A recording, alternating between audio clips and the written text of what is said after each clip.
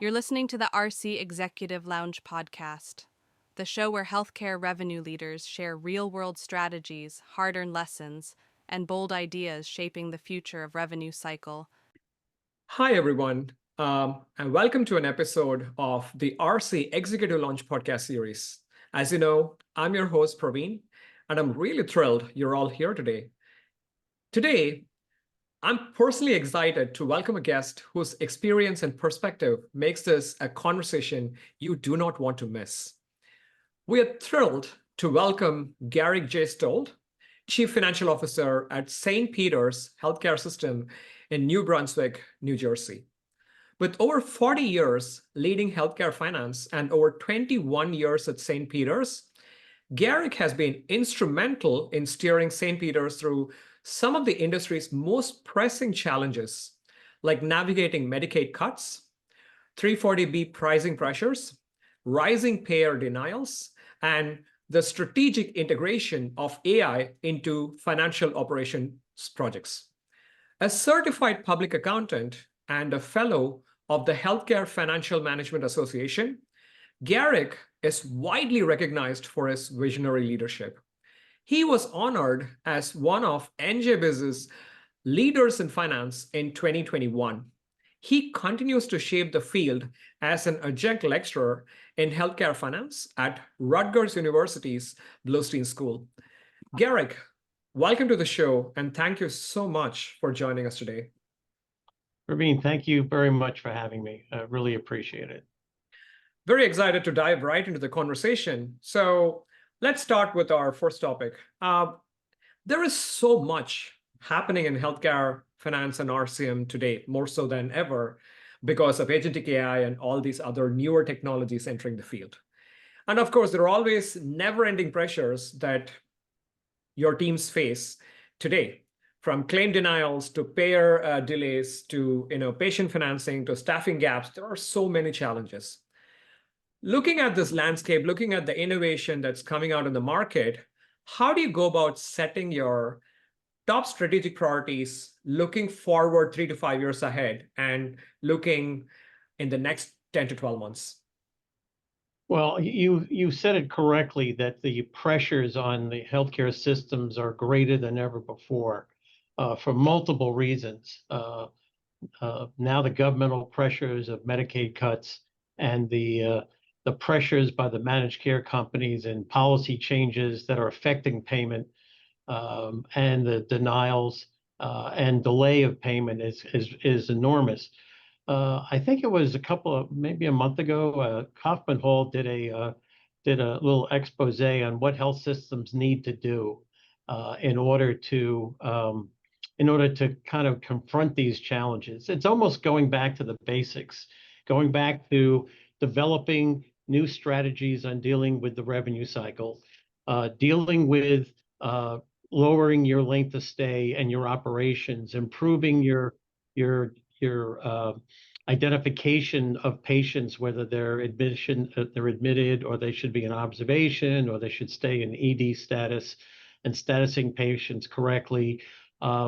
It's looking at your workforce and how you can lower your span of control and lower your operating cost, and whether you should be replacing people as length of stay reductions. Should you adjust your workforce accordingly? All of the basic things, improving all of your outpatient areas, your wait times, reducing wait times, increasing new patient visits, all these things. It's funny because we've been on that journey for almost a year and a half now, doing all those exact things because of the pressures created predominantly by denials, but also that we knew the pressures were coming on Medicaid, and we knew that was the increased payments on provider taxes and transfer payment programs were all going to start getting weaned back. And some states in the country were at the maximum of provider taxes. We in New Jersey were not. We were just getting to a higher level.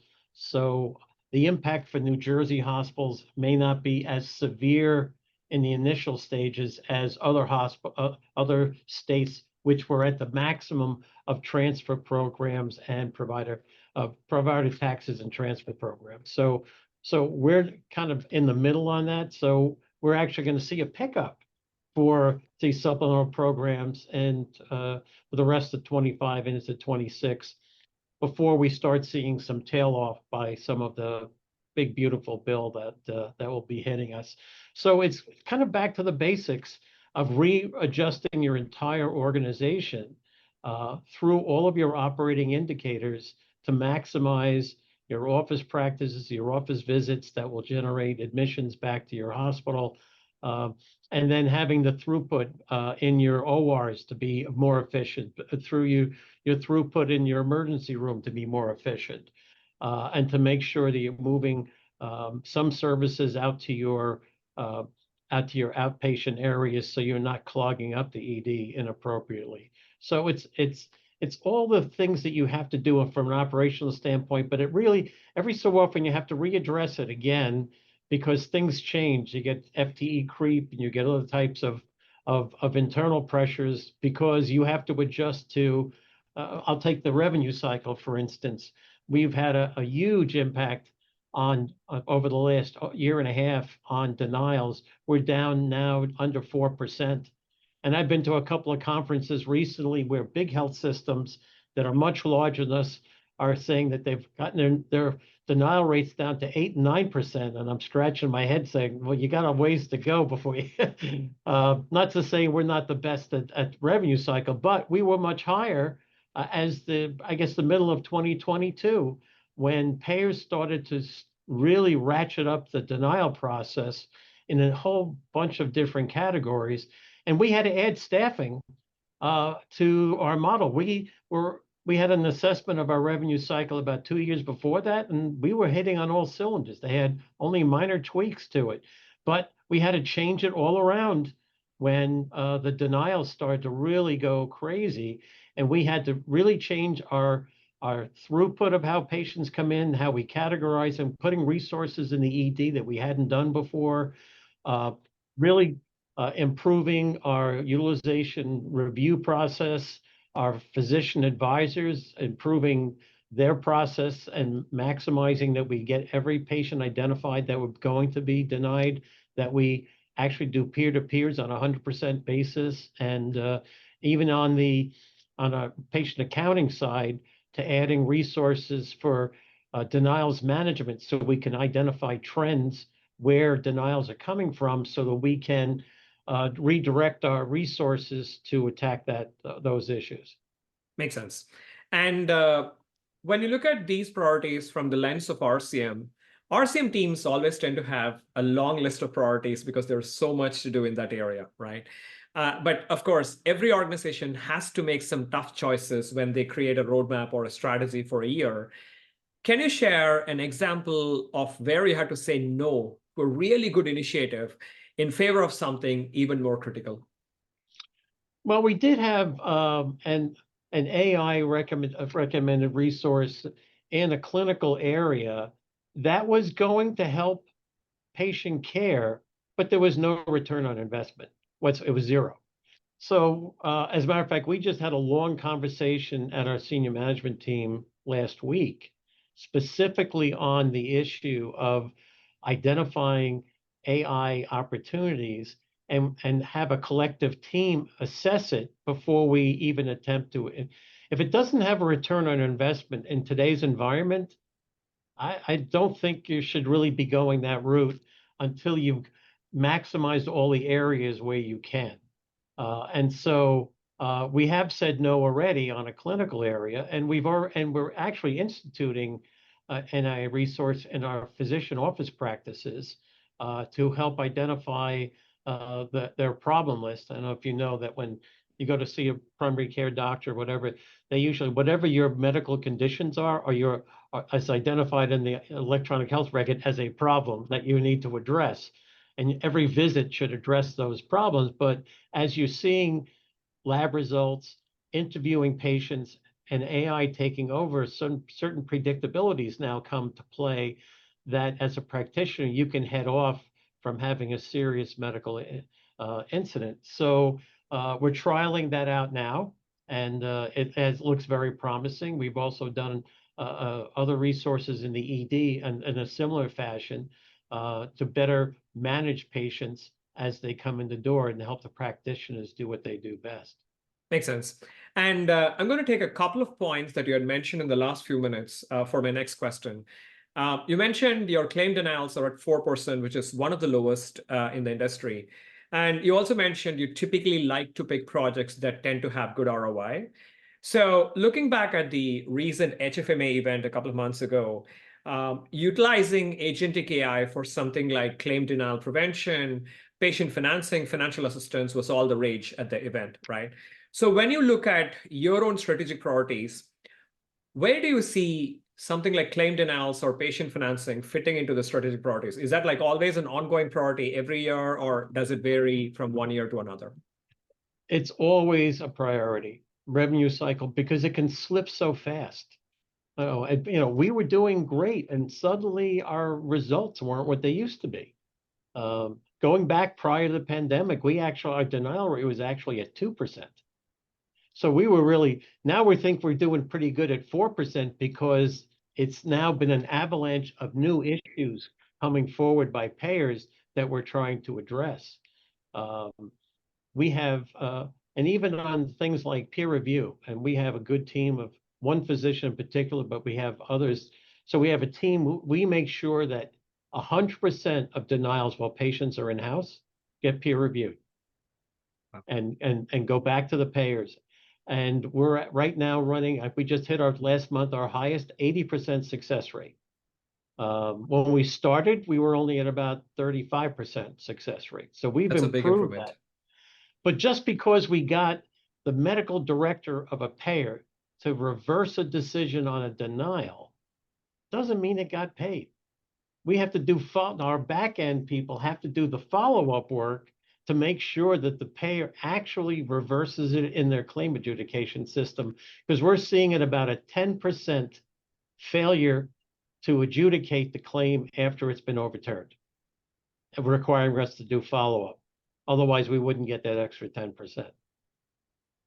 We didn't know that going in, but we know it now as we started to look at the claim. So we know every case has to have a secondary follow-up if it doesn't show up as being paid. Makes sense, Garrick. Thank you so much. With that, let's take a short break. When we come back, we're going to be discussing a very exciting initiative that Garrick and his team led for their organization that resulted in some significant outcomes. Stay tuned. We'll be back soon.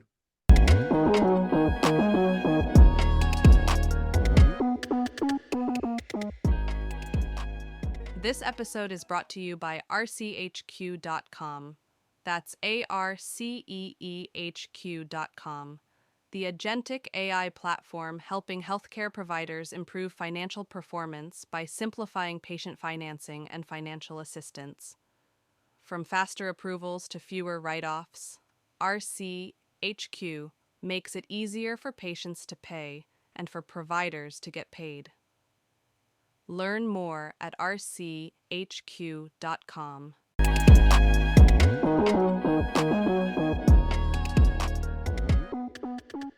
Great, Garrick. So let's dive right in. I'd love to dive into a recent initiative you led. We both talked to each other about it while we were at HFMA. So looking back at the initiative, let's start with what challenge were you looking to solve with this project? So we have a significant number of patients that cross our threshold. When I say cross, mostly the emergency room, but it happens at some of our off-site and on-site clinics where patients come in with nothing, no insurance whatsoever. They're not on charity care, they're not on Medicaid, they're not on any type of assistance program. And so we've always had a combination of resource advisors, which are employees that go in and actually interview patients and see what they qualify for. But we only had a manual tracking process. And we have a lot of outpatient services. We run a major family health center that has internal medicine, pediatrics, and OB, where patients are coming in, and there's a lot of documentation that's needed that patients don't walk in. So we get them presumptive eligibility for Medicaid the day they walk through that threshold. And then we have usually 90 days to obtain the information, requiring patients to come back and follow up, and only a certain percentage do.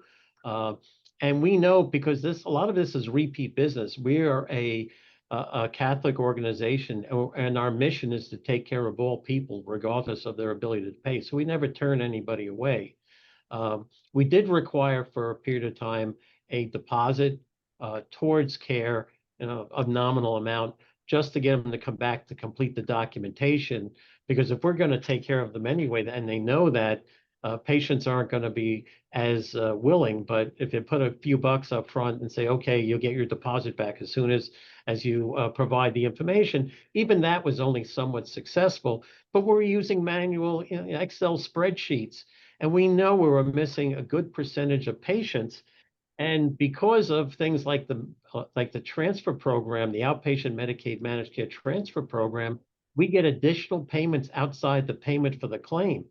So right now in New Jersey, for us, it's $200 extra for every outpatient encounter, regardless of what the value of the claim is, whether it's a $20 lab test or a $4,000 same-day surgery. We're going to get $200 more for the encounter. So it made a lot of sense for us to go back and really rethink the whole process, and using and develop with a company an AI tool that was out in its preliminary stages. We said this thing had a lot of promise. And so we contracted with a company, and now have, when our counselors, instead of screening the patients, we're educating the patients on what documentation they need to provide in an app on their phone. Most patients who are poor and are underserved populations actually have smartphones. So putting a simple app on their phone, educating them on where to get to image the documents in their house. They don't have to come back to the hospital or to our family health or any of our locations. Do it once. It auto-populates the remaining of the elements of the application and automatically files it with Medicaid, with the state with the county social services department. So it takes less touches between our staff and the patient. It gets the documents in much faster. And as with the big, beautiful bill that's out there, the time of presumptive eligibility and when it can go retroactive is going to go from 90 days to 30 days. We're already in a position where most of these applications are now done within that 30-day time frame already. We have a few more things we're thinking about to tighten up the process a little bit. But every day after that initial encounter, text messages go to the patient to remind them of the documents needed to complete. So it's a very seamless process. We increased our charity care and Medicaid identification significantly on both categories. And it's big for us. I mean, we're a safety net hospital in New Jersey. And that means that we have so 13,000 people crossing the threat. That's a lot of people that need to be screened in the course of a year. And having this automation has absolutely improved our processes. And we worked with this particular vendor, and we've improved the reporting. Everything that we've suggested on how to improve the reporting they've affected. And even now it is tested the time with audits. In New Jersey, charity care, we have to bill it, and they get audited quarterly. And so we've met our quarterly audits with this tool, which makes even the auditors happy, because they're coming in and they can just sit at a screen. We teach them where to go to get the information. We used to have to pull files days before they came in the door. Now we don't even pull anything. We just direct them to a computer screen. They give a sampling and says, here's how you go to get the accounts, and they do it all within a day or so, when it used to be a week or so to get the audit completed. Exciting. You talked about working with the vendor. What was your selection criteria when looking across a pool of vendors, and how did you go about selecting a solution partner for this implementation? Well, this was a relatively new product, and we heard about it through one of the legislators at the state level, who knew us as a safety net hospital, said, this other place is trialing this out. Take a look at it. And when we did, we also checked around. Nobody was doing anything like it. Some places that have Epic, we're in the middle of installing Epic. We're not there yet. Said, oh, Epic has some of these. All they really had was a portal to put a piece of information, but it didn't complete the applications. It didn't have the ability for a patient to go and do it on their app, so they don't have to come back to the hospital. Uh, it was a help, but it wasn't anywhere near the complete thought process. And we looked around. There wasn't anybody else in this field doing this exact. They would have to start from scratch. Fortunately, this particular vendor was really looking at how he could create products to help the underserved population, which is novel. When I teach at Rutgers, I also teach at the graduate level and talking about all of the different initiatives, all the major huge companies like Google and Amazon all have big health initiatives, and they're failing 9 times out of 10 with new initiatives. But they're not doing it for the underserved population. They're always doing it for the wealthy because they want a major return on their investment. This was kind of a unique vendor that was really looking at how they can help facilities that deal in the underserved population as a greater percentage of their business. Makes sense. And looking back at the implementation, did you come across any pitfalls or surprises that you did not foresee? And how did you cross the bridge in terms of overcoming the challenge? Well, the big thing was education, and we had to re-educate some of our staff. Like any new technology, staff is a little trepidatious about implementing it. They're not always gung-ho. They don't see the net benefit. And as a matter of fact, some of the staff felt that they could be losing their job because of it. We didn't let anybody go. Their job focus changed from screening applications to educating patients on an app and where to go to get their pieces of information. So it totally changed their job in a better way. And now follow-up time is much shorter. And there's a certain percentage of patients that really can't use the app effectively. They have education challenges and the like. And that's where they spend their extra time on the few extra patients that need some extra care in order to complete the processes for both charity care as well as Medicaid applications go. Fantastic. With that, let's take a short break. When we come back, we're going to hear Garrick's perspective on innovation in the industry and how does the new innovative technologies apply to the area of revenue cycle. Stay tuned.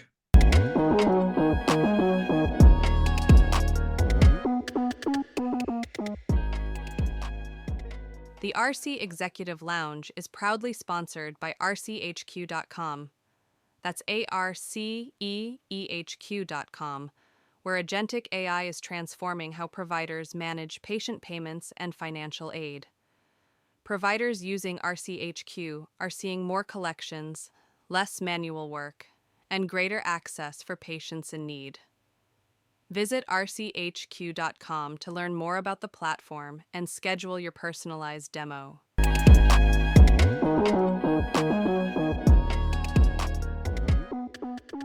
Great. So let's shift gears into the area of technology and innovation. We heard a lot about agentic AI at HFMA. What role do you see agentic AI playing in the revenue cycle area in this year, as well as looking ahead 3 to 4 years? So there's probably not a single component of the revenue cycle that couldn't have an AI initiative to improve the operations. Before we started on Epic, we were looking at using bots for the pre-registration and specifically on insurance verification work. And we were starting down that path, but because of the Epic install, it was going to probably confuse the staff, even though post-Epic, we're going to go and finish that project.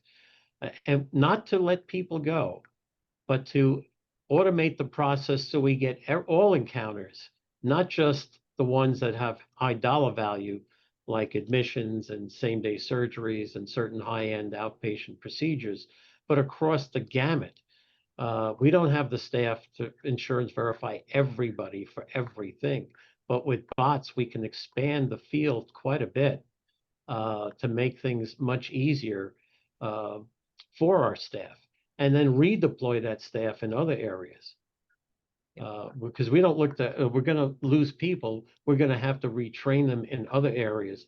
But I can see my next area after that is to look at, so we say we're doing pretty good at just under a 4% denial rate. I still want to use AI technology to be able to predict where payers are changing their patterns faster than we could do by looking retroactively over time at claim and claim development. I believe AI can do that much faster and more efficiently, so that, because it's like a game of tennis. The payer creates a policy that now creates a problem for us. We need to create some sort of solution that addresses that problem so it doesn't continue on us. And it's just this back and forth. And one of the big hidden things that have happened with payers across the country is they're constantly making policy changes that affect the ability to get paid and slowing down the payment cycle. And that's requiring more resources on our, but if we can predict it faster, we can get the solutions in place faster. Yeah. I think one of the other things that's happening right now is the state of New Jersey, through the New Jersey Hospital Association, has gotten with a vendor to take statewide data, the 835 transaction files, which come with payment and denial information to all the hospitals, to aggregate that on a statewide basis so that we can see patterns and trends comparing hospitals may not having the same problem with the same payer, or may have the same problem, and it gives us the insight to start going at a different level, which is in the long term, going after legislative solutions and regulatory solutions to the payers. And the reason why this is really important is because in New Jersey, the Department of Banking and Insurance, which regulates in managed care companies, can only regulate the risk product, which is the products that are insured, the HMO products. But most of this insurance business, insuring health, is on the commercial side, is self-insured health plans. Only the small businesses, 50 to 500 employees, are still heavily in the HMO market. Anybody that's larger than that has gone self-insured a long time ago. So about 70% of the business of commercial insurance is really self-insured employers using the major players as third-party administrators and network access for claim management. Interesting. We talked a lot about insurance verification and addressing claim denials using Agentic AI. Outside of Agentic AI, are there other up-and-coming technologies in the market that you find exciting and you see a lot of potential in your organization? Well, there's two things. I've seen some interesting things, but not tested. And what I'm really afraid of is the name of that company a few years ago, I think it was Theron, that had this lab testing equipment that was going to revolutionize lab testing and improve lab results. It turned out to be an absolute fraud. The head of the company went to jail. And interestingly enough, there were many big-time name investors in that company that got totally embarrassed. I think Amazon was in there. There was a few other some of the big names that are out across the country and lecturers on healthcare and futurists were investors in that company, and they all got snowed. They all got taken by what seemed like a nice shiny object that was going to everyone loved the idea of what it could do, but no one spent the time to kick the tires on the actual product to show that it could actually do what it claimed it could do, and it never did it. So there's a lot of snake oil out there, as well as a lot of good products. And so having to test those well before you implement them is really key. I'm guessing you're referring to Theranos, by the way. That's one. I couldn't get the name correct. You're right. Makes sense. Looking at finance and RCM, is there one metric you obsess over every day and you look at first thing in the morning? I'll look at a couple of them. I mean, we have our days in AR. We have the classic metrics that we look at, but we get into the details now to look at claims that are out there for extended periods of time, not because of the fact that it's a denial, but because of the fact it's not getting paid. We just settled with a major insurance company back in, I think, February of 2025 for over $3 million of claims that were 2 years old and prior that had no basis for not being paid. Now, the value was greater than that, but it was at a point there was one payer that actually refused to adjudicate the claim. So we never even got a denial. Now, this is a patient, this was on a NICU baby. It was about a $750,000 claim. And there was two insurances involved because the patient changed insurers in the middle of the stay. And so the first payer had to get either a denial or a payment so I could get the second payer to pay.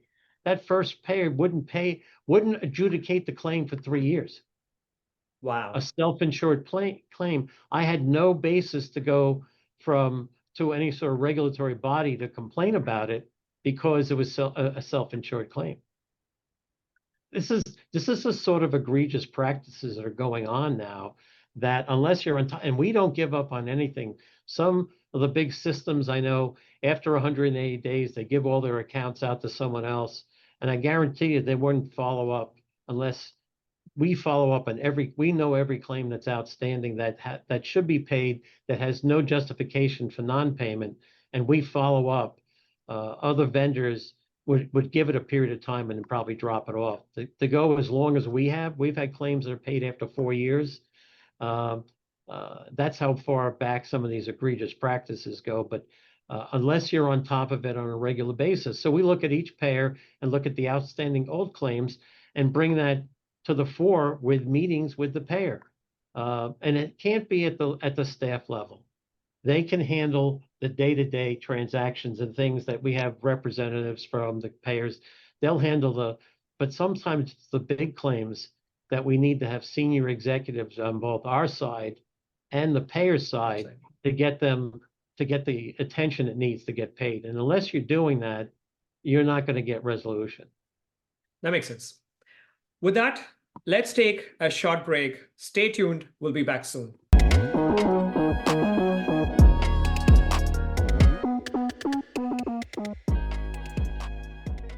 Today's episode is sponsored by rchq.com. That's ARCEEHQ.com. If you're looking to reduce friction in patient payments and increase access to financial assistance without overwhelming your revenue cycle team, RCHQ's Agentic AI platform might be exactly what you need. Head to rchq.com to learn more.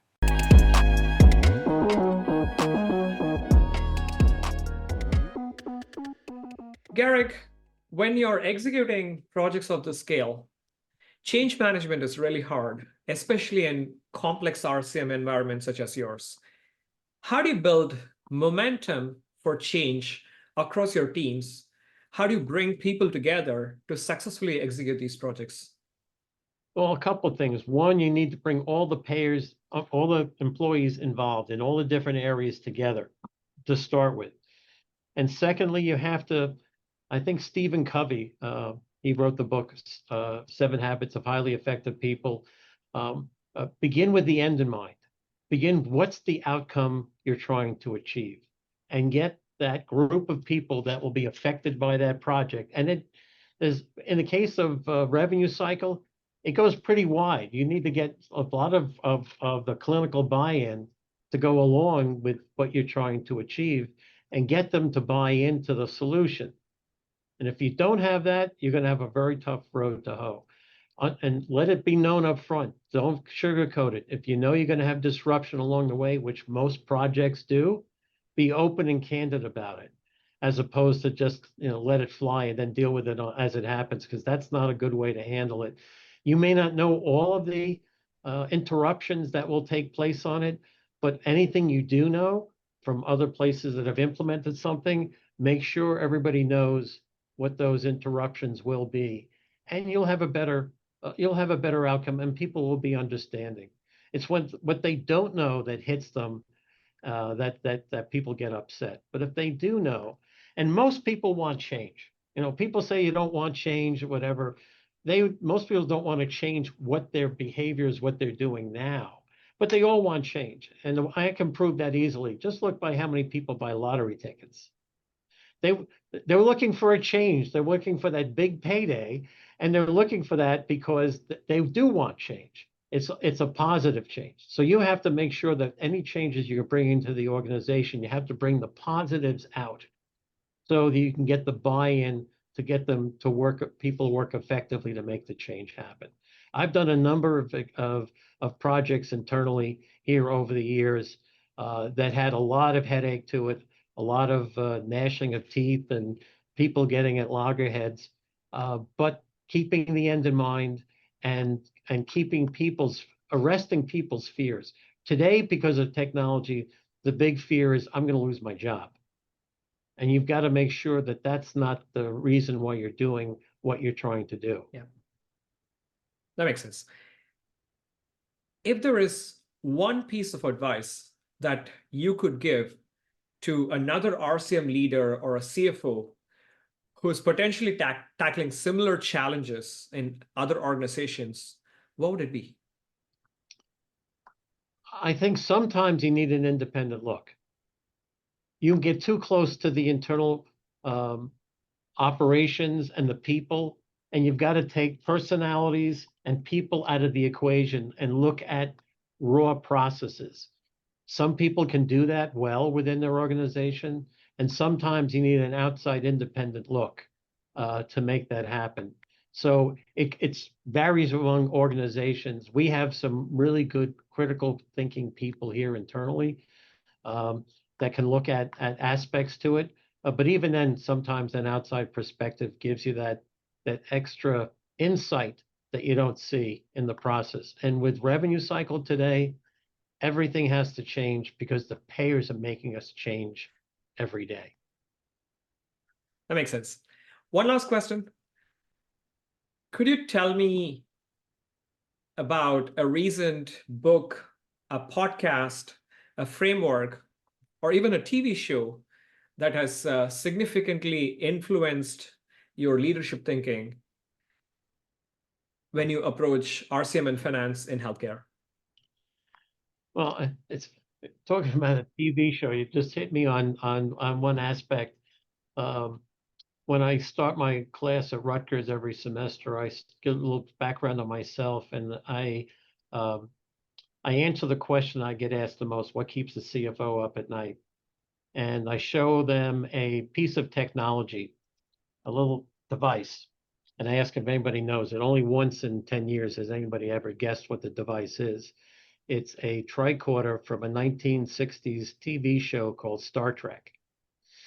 And Star Trek had a device for the medical officer that would actually do most of the diagnostic testing that you could do in an emergency room. It would do lab work, x-rays, different types of scans, all types of testing that would be done for all the different ancillary departments that you have. And people say, well, what difference is that? That's science fiction. Well, and why would that be important? I said, if you had that device, first off, most of your emergency room visits would go away because now it could be done in primary care offices and urgent clinics, and they would basically wipe out. And don't think for a second that hospitals and health systems aren't making a huge amount of money on their emergency room visits. They are. It used to be thought of as lost leaders. Not anymore. I don't know anybody that loses money on an emergency room, but that dynamic change could be enormous. And so a follow-up question is, well, that's science fiction. Well, maybe not.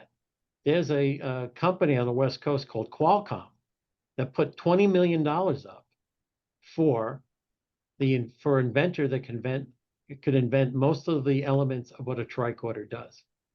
So it's not that far off. And so, what really keeps me up at night and what keeps me worried is the technology that can actually radically change our business model. And it will come. And probably within the next 10 years, it will come. It will come in degrees, but it will come nonetheless. And thinking about our business model and how we have to change because of it is what drives me all the time. And so I'm reading up on technologies all the time to try and see where is it heading and where is it going to have the real impact on our business model. Right now, it's had minor impacts on the business model. The major ones are on the way. Makes sense. Garrick, thank you for sharing a lot of insights in our conversation today. I know our podcast listeners walk away with plenty to think about. And of course, today's conversation, focusing on RCM, focusing on technology, there were a lot of takeaways. So thank you so much to our audience. Thanks for tuning in to the RC Executive Launch podcast series. If you enjoyed today's conversation, be sure to subscribe on Apple Podcasts, Google Podcasts, Spotify, or wherever you listen. And if you would like to be a guest on a future episode, head to rchq.com and look up the Revenue Cycle podcast series link to learn more. Until next time, I'm Praveen, and this is the podcast where RCM leaders lead the conversation.